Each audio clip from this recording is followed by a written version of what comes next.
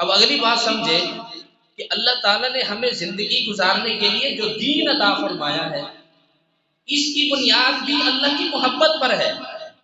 مثلا یہ جو ہم نماز ہے، یہ اللہ نے ہمیں جو نماز پڑھنے کا حکم دیا ہے، اس کا بنیادی مقصد بھی اللہ تعالیٰ کے ساتھ اس محبت والے جذبے کی تکمیل ہے کہ جو بندہ جس کے ساتھ محبت کرتا ہے صبح شام اس کے پاس آتا جاتا رہتا ہے، اس کی دربار میں حاضری ہوتی رہتی ہے۔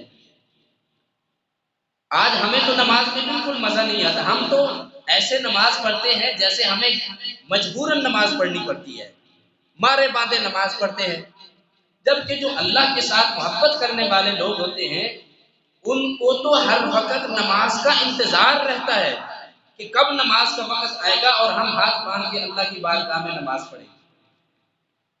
نبی علیہ الصلوۃ والسلام کے بارے میں ایک حدیث میں آتا ہے کہ آپ کو نماز میں اتنا مزہ آتا تھا کہ آپ اکثر بلال رضی اللہ تعالیٰ عنہ کو فرماتے تھے، یا بلال اقم الصلاۃ ارحنا بہا، اے بلال ذرا نماز کے لیے اذان دو اور ہمیں اس نماز کے ذریعے راحت اور ٹھنڈک پہنچاؤ، یہ نماز پڑھیں گے تو ہمیں سکون ملے گا۔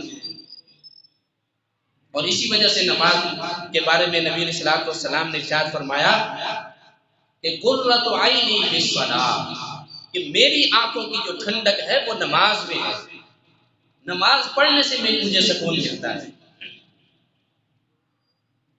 حضرت حاجی امداد اللہ مہاجر مکی رحمۃ اللہ علیہ، ان کے بارے میں آتا ہے، وہ ارشاد فرماتے تھے کہ میاں اگر ہم اللہ تعالیٰ نے ہمیں اگر جنت میں بھیج دیا تو ہم تو اللہ تعالیٰ سے صرف اتنی سی دعا کریں گے کہ اے اللہ ہمیں اپنے عرش کے سامنے ایک مصلی کی جگہ دے دے، بس ہم تیرے عرش کے سامنے کھڑے ہو کے نماز ہی پڑھتے رہیں۔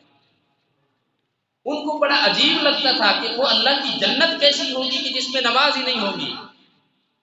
نماز میں ان کو ایسا مزہ ملتا تھا کہ وہ مزہ ان کو جنت میں بھی محسوس نہیں ہوتا۔ تو نماز یہ جو جتنے احکام ہیں دین کے، اس کی بنیاد بھی اللہ کی محبت ہے۔ روزے کو ہم دیکھ لیں، روزہ بھی اللہ کی محبت کے جذبے کی تکمیل ہے۔ نبی علیہ الصلوۃ والسلام نے ایک حدیث میں ارشاد فرمایا کہ اللہ تعالیٰ خود ارشاد فرماتے ہیں الصوم لی وانا اجزی بہ۔ اس کے دو معنی علماء نے بیان کیے ہیں۔ ایک مطلب تو یہ ہے کہ اللہ تعالیٰ ارشاد فرماتے کہ روزہ میرے لیے ہے اور میں اس روزے کا خود ہی بدلہ دوں گا، اس کا بدلہ اس کا ثواب متعین نہیں ہے، اللہ تعالیٰ اپنی شان کے مطابق دیں گے۔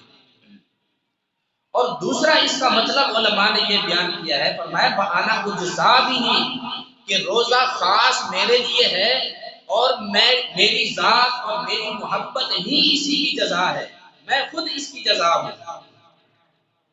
تو جو بندہ روزے رکھتا ہے تو اللہ فرماتے گویا اس نے میری محبت کو پا لیا اور مجھے اس نے پا لیا۔ تو روزے کی بنیاد بھی اسی پر ہے، اور اسی وجہ سے تو نبی اسلام نے ارشاد فرمایا کہ جو بندہ روزہ رکھتا ہے اس کا پیٹ خالی ہو جاتا ہے، تو پیٹ خالی ہونے کی وجہ سے اس کے منہ میں عجیب سی مہک معدے کی وہ منہ کی طرف آ جاتی ہے۔ حدیث پاک میں آتا ہے کہ اللہ تعالیٰ کو اس روزے دار کے منہ کی جو مہک ہے وہ مشک سے بھی زیادہ اللہ تعالیٰ کو پسند ہے۔ یہ اللہ کی محبت کی تکمیل ہے، یہ اللہ کی محبت کا اظہار ہے۔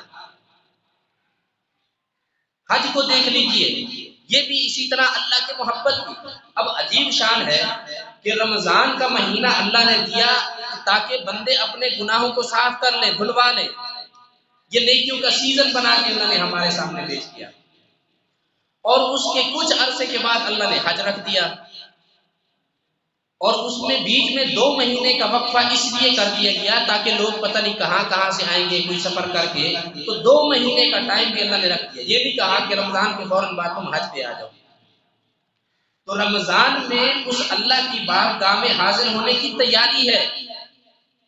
جیسے کسی ماں سے کہا جائے کہ بھئی میں اپنے بچے کو اپنے ساتھ لے جاتا ہوں، اس کو ذرا تیار کرو، تو جب والد صاحب اس کو کہیں لے جا رہے ہوتے تو ماں اس کی تیاری کرواتی ہے، اس کو نہلاتی ہے، اچھے کپڑے پہناتی ہے، خوشبو لگاتی ہے، سرما لگاتی ہے، بڑا اس کو تیار کر کے اپنے والد صاحب کے ساتھ بھیجتی ہے۔ تو ایسے ہی اللہ کی بارگاہ میں حاضر ہونے کے لیے حج کے موقع پر یہ رمضان میں اس کی تیاری اللہ تعالیٰ کرواتے ہیں تاکہ بندہ خوب صاف ستھرا گناہوں سے پاک ہو کر میری بارگاہ میں. اور پھر حج میں ایک ایک رکن اللہ کی محبت اور عشق و مستی کا سفر ہے. ایک ایک رکن اللہ کی محبت میں ڈوبا ہوا ہے. بندہ بیت اللہ کا طواف کر رہا ہے، پھیرے لگا رہا ہے، اور اللہ تعالیٰ کی جو انوارات اور تجلیات اس کے اوپر نازل ہو رہی ہیں وہ اس کا طواف کر رہا ہے. تو دیکھیے یہ سارے کے سارے وہ اعمال ہیں کہ جو اسی فطری جذبے کی تکمیل ہو رہی ہے، اللہ تعالیٰ کی محبت کی تکمیل ہو رہی ہے. اس کے اوپر کسی شعر نے بڑے عجیب اشعار کہے ہیں. وہ فرماتے ہیں کہ دل و جان کی وہ دولت جو پیاری رہی اب تک، دل و جان کی وہ دولت جو پیاری رہی اب تک، تیرے کوچے میں پھر پھر کر وہیں اس کو وار آئے. وہ عالم کیف و مستی کا، وہ طوفاں اشک باراں کا، وہ عالم کیف و مستی کا، وہ طوفاں اشک باراں کا، الہی زندگی میں وہ پھر آئے بار بار آئے.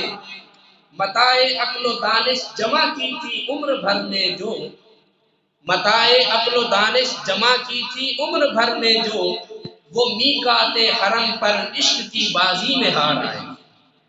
یہ اللہ تعالیٰ کے حج کا جو ایسا عجیب سفر ہوتا ہے کہ بندہ اس میں اللہ کی محبت میں ڈوب کے پھر واپس آتا ہے.